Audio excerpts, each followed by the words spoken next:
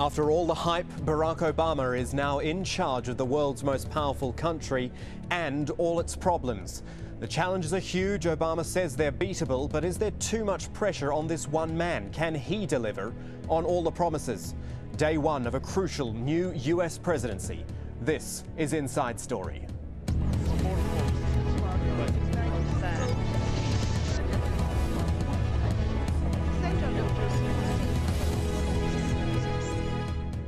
Hello, I'm Kamal Santamaria. The United States has a new president and with him a whole new set of challenges and expectations, the likes of which few presidents before him have had to contend with. But when the US gets a new leader, so too does the rest of the world effectively, which of course only adds to the challenge and expectation. That's what we're talking about today on Inside Story. Barack Obama, a new president, and all the challenges, both domestic and international, that await him. Standing by is our panel in Washington, D.C. Matthew Dallek, a former Capitol Hill speechwriter, now with the University of California.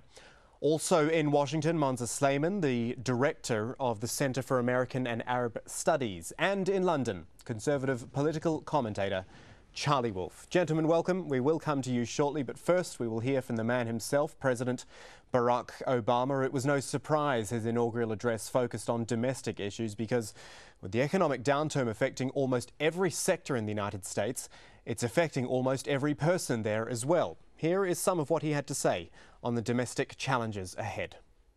Our economy is badly weakened, a consequence of greed and irresponsibility on the part of some, but also our collective failure to make hard choices and prepare the nation for a new age. Homes have been lost, jobs shed, businesses shuttered. Today, I say to you that the challenges we face are real. They are serious and they are many. They will not be met easily or in a short span of time. But know this, America, they will be met.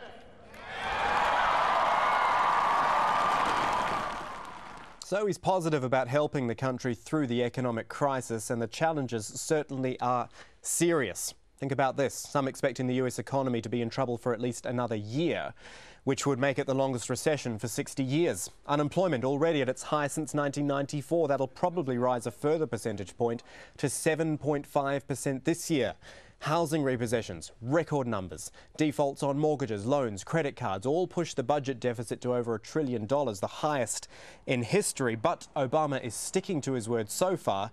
He's already started his economic reforms and put forward an $825 billion rescue package he's hoping Congress will pass next month. My first question goes to Matthew Dallek, a former Capitol Hill speechwriter there in Washington, D.C. Let's talk about the speech itself just briefly. For this moment in time, for this political climate, for the audience, for all these reasons, did the speech hit its marks? I think it did. I think it was a powerful speech. I thought most of all it signaled a very strong break from the Bush administration and the policies of the past 8 years. It was quite a contrast to listen to Obama without mentioning Bush's name except for at the very beginning. Give some really stinging criticisms, I think, of the now former president. I don't think it was the best speech that Obama has given. I think, you know, in some ways, inaugural speeches, this one will not, for example, live up to or be ranked alongside of FDR's first inaugural or JFK's inaugural. But it is a much better speech than most inaugurals, which tend to be full of bland sayings about, you know, that really don't signify all that much. And I think Obama actually had a message which we can talk about, obviously, as the program goes on. You mentioned some former presidents there, and there was a lot of talk in the lead up to the speech about would he go down the track of Kennedy or Lincoln, his hero. In the end, was it just, did it channel anyone else or was it just Barack Obama? Well, look, there was certainly an element of Franklin Roosevelt's first inaugural in the sense that this was an incredibly somber speech. A lot of people have said this already, but it was reminiscent in that sense, especially on the domestic piece of the speech of FDR in 1933, coming before the nation.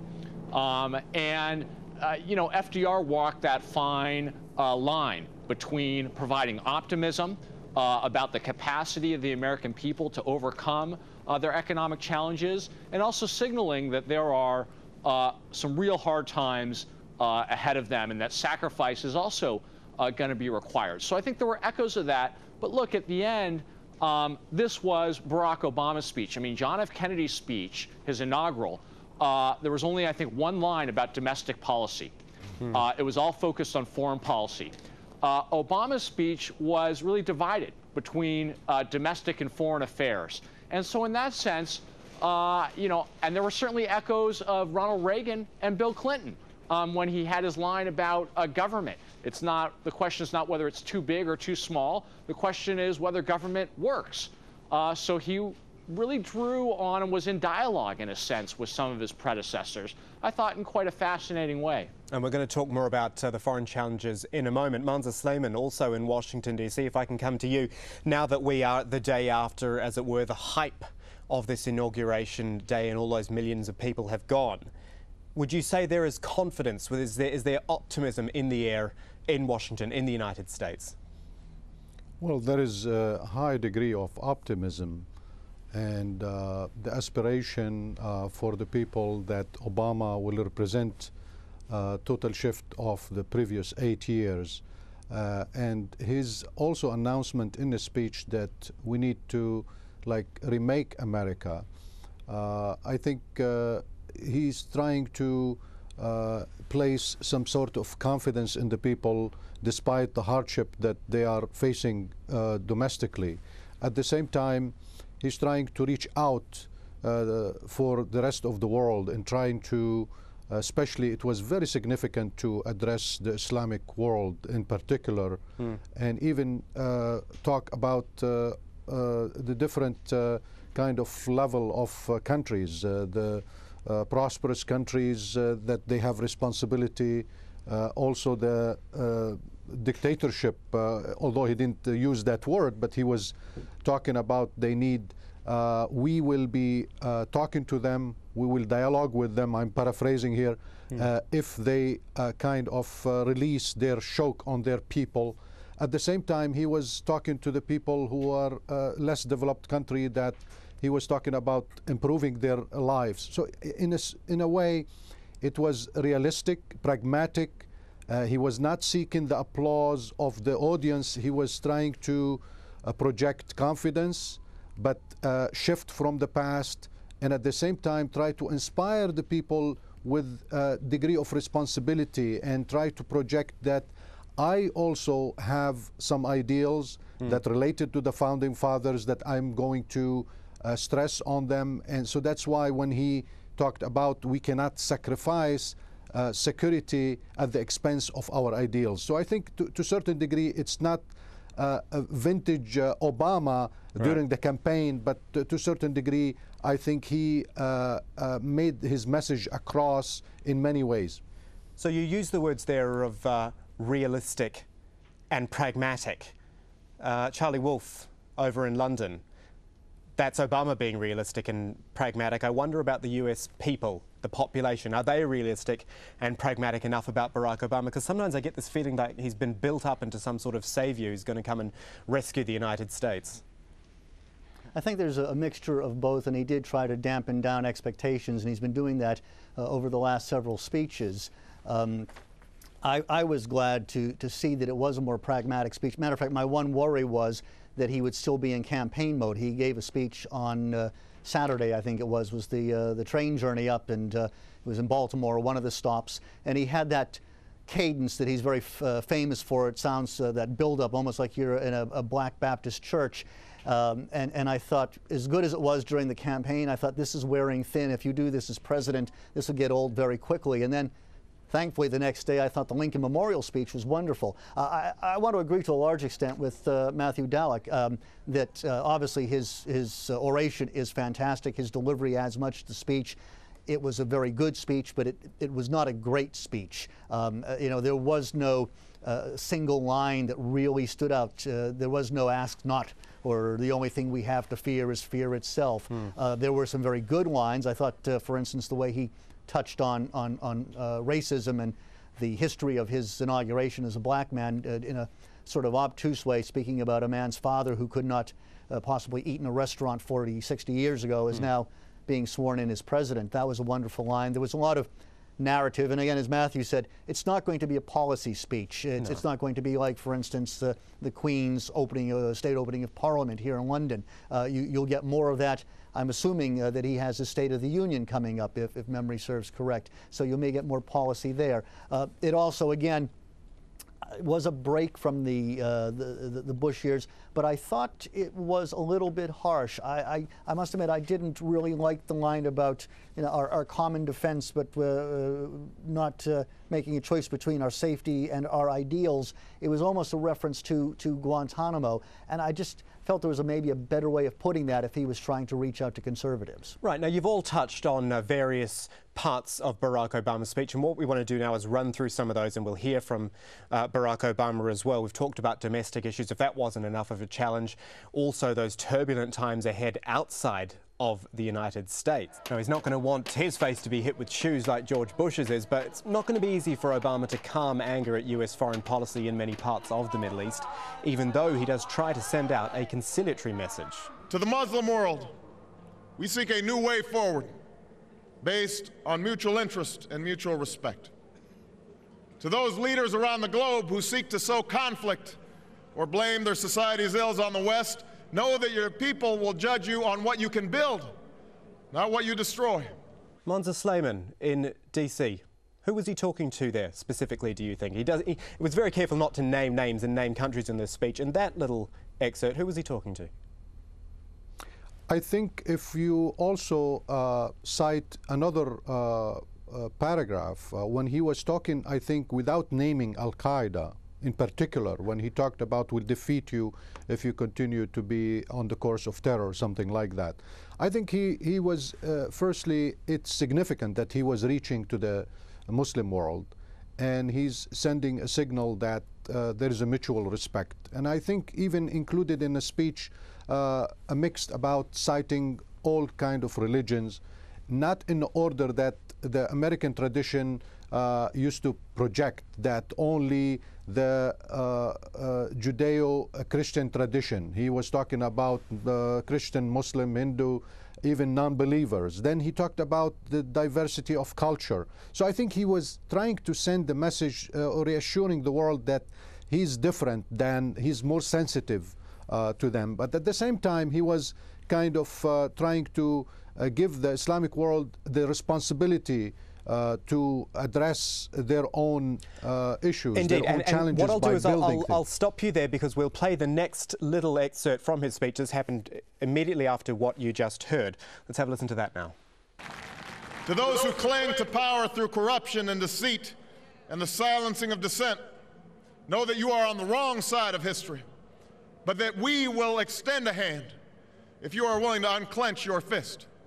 So again, you see that conciliatory tone. We will extend our hand if you unclench your fist. I'll put that to Matthew Dalek in Washington, D.C. Again, who is he talking to there again? Because it's, I almost thought it could even be places like, almost like Egypt or Saudi Arabia, places which perhaps clamp down on freedom of speech. Yeah. Well, the thing about these inaugural addresses in a line like that is that they're really open to interpretation. You can interpret that as being a signal to Saudi Arabia or to Egypt. When I heard it, though, because the campaign, there was so much controversy around Obama's stance towards Iran, I heard that line as something of a signal that we are willing to engage in diplomatic negotiations with a regime, the Iranian regime, if, again, they're willing to unclench their fist and their hostile posture towards the U.S. But again, I mean, there's one other point I want to stress, though. This is also, these lines are partially for domestic consumption here in the United States. There is an element in which Obama is reaching out, I think, to some conservatives and maybe others who are concerned that Obama is going to be too soft. And some of the lines that you hear is his way, I think, of signaling that he is willing, as he said in his oath, to protect and defend the United States. And so he's really striking a balance between signaling, look, this is a new day. I'm going to reach out to the Muslim world. I think the point that was made earlier about this is not simply a Judeo-Christian nation, that we are a rich tapestry of Muslims and Jews and Christians and Hindus, and that makes us stronger. I think that is an important signal. And so I think in all these respects, he is trying to balance, if you will, messages both within the U.S. and also overseas. And I think he did a fairly effective job of that. Okay, then we'll go back again to the speech. This is a small excerpt, an interesting one, on the issue of the United States' power. They understood that our power alone cannot protect us, nor does it entitle us to do as we please. Instead, they knew that our power grows through its prudent use. Our security emanates from the justness of our cause, the force of our example, the tempering qualities of humility and restraint. Charlie Wolf in London, let me put that one to you. Some interesting words there. Power does not entitle us to do as we please. He talked about humility and restraint. Is that a bit of a dig, perhaps, at the preemptive strike nature of the previous administration? No, I would disagree, because if you look at our history, we have always been like that, slow to anger, but of course when we do finally get angry, we're a country you don't want to mess with. If you look back to, say, World War II as an example. And again, I would even suggest, even looking back to the Bush years, there was no rush into Iraq. It was a pretty slow rush. There's been no rush, obviously, into Iran. Even Afghanistan went through some time period before we rushed in. The speech, and I just want to refer back actually to the last paragraph, if I could. As Matthew Dallek was saying, it is a very, in places, conservative speech. Ronald Reagan could have delivered some of these lines. And I did find the one where he was reaching out to the Muslim countries very, very interesting. I found that actually to be probably one of the best paragraphs of the entire speech, because in my mind, it was a very Kennedy-esque sort of a line. He reminds me of that era when, of course, we were just getting into the height of the Cold War and dealing not with the Muslims, as it were, or radical Islam, if I can use the phrase, but obviously the Soviet Union and communism. And though he was a Democrat, he was a very muscular Democrat. He didn't mince his words, whereas Kennedy said, of course, and I paraphrase, we will befriend, we will support any friend and defend and fight any foe in the cause of freedom. You know, that line reached out to the Muslims in a very constructive way, but also, and I think this was directed towards Osama bin Laden, when he said, you know, we will not apologize for our way of life, nor will we waver in its defense, and for those who seek to advance their aims by inducing terror and slaughtering innocents. We say to you that our spirit is stronger and cannot be broken. You cannot outlast us. We will defeat you. Very strong. And again, that's a direct reference, I think, to bin Laden, who felt that the strong horse and the weak horse. If I may inject here, please do. I think I agree with the last point, but I think we missed the point of clearly a departure from the approach of Bush of military intervention and arrogance. I think he was sincere in reaching out, in projecting that the United States should utilize the smart power instead of using only brutal power.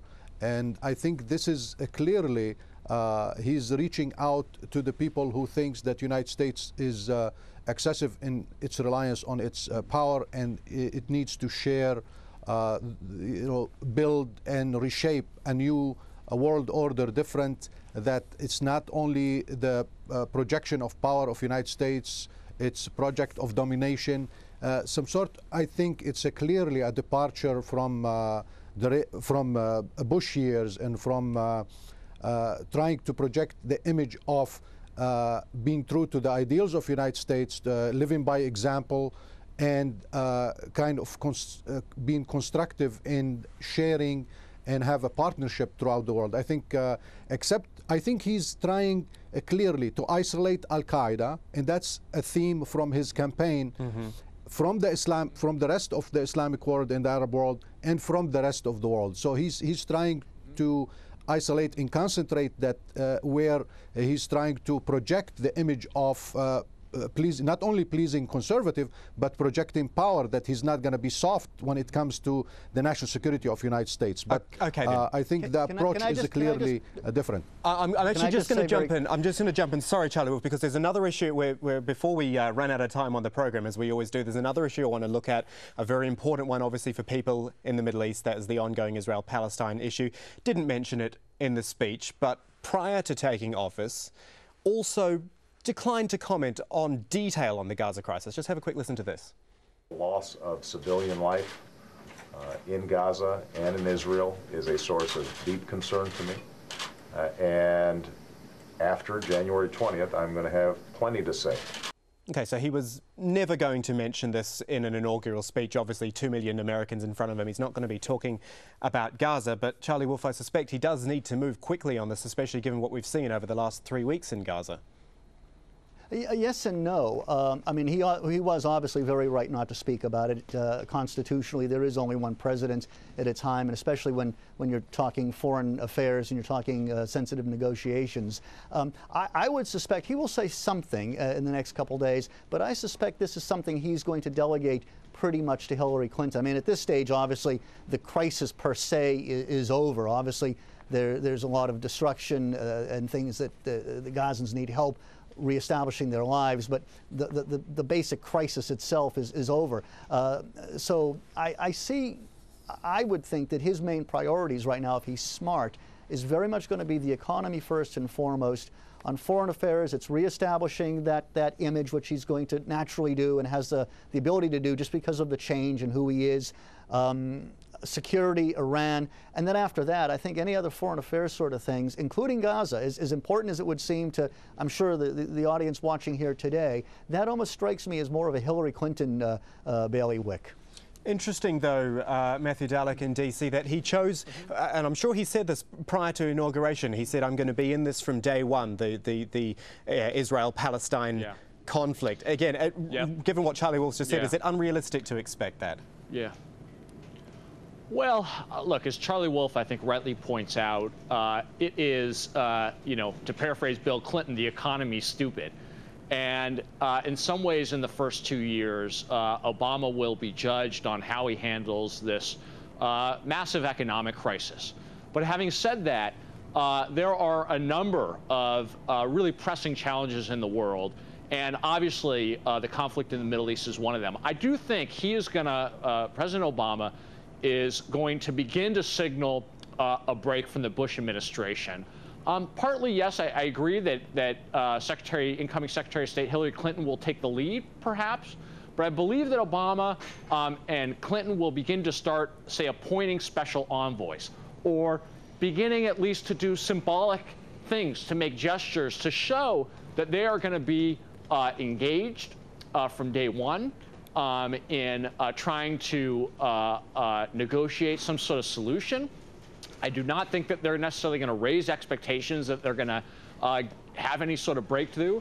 But I do think that one of the ways in which he's going to try and depart from the Bush administration is to show not just the American people, but really the world, that he is engaged in this issue in a sustained way and is putting a high-level person or set of people in place who are going to try and make progress in the region. And again, he's going to try. Matthew Dallek, I'm so sorry, and I'm sorry to all these guests. We've run out of time again here on Inside Story. But I want to thank you all. Matthew Dallek in Washington, D.C., Charlie Wolf in London, and also Mansa Sleiman in Washington, D.C. Great discussion. Thanks for joining us, and thank you, our viewer, for joining us here on Inside Story. Your comments, your suggestions, email them to insidestory@aljazeera.net. From the whole team, goodbye for now.